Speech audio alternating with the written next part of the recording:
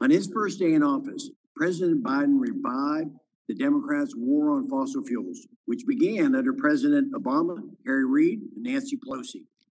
In doing so, in this war on fuel, countless jobs, billions of dollars in economic revenue have been lost, money that supports our local schools and hospitals.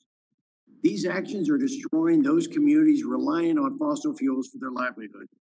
Today's hearing will focus on the president's decision to cancel the Keystone XL pipeline, a critical transnational pipeline project first proposed in 2008. Through the use of an executive order, President Biden has revoked the permit needed for the project to cross the U.S.-Canadian border.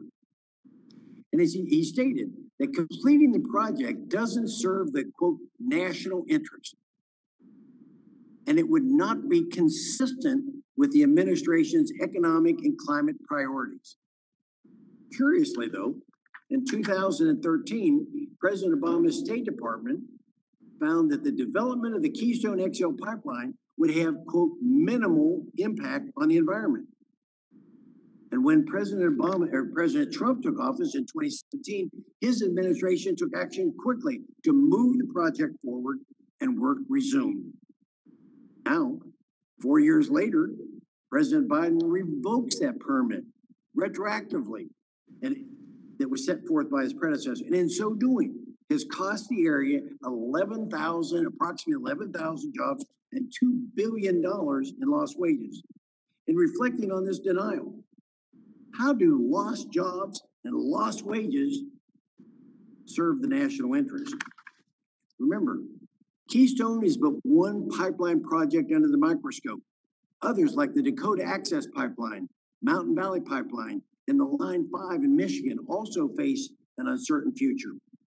From a business perspective, this uncertainty causes alarm for any of us that have been in business. Financial institutions and investors look for certainty when funding a project.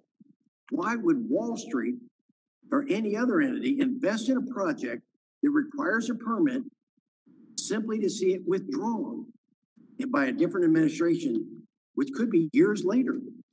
When a project is canceled, it creates a loss for banks, bondholders, and other sources of funding.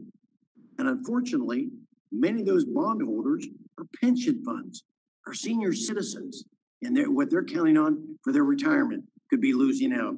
So my question, I guess, would be, is this Biden's effort to stop pipelines?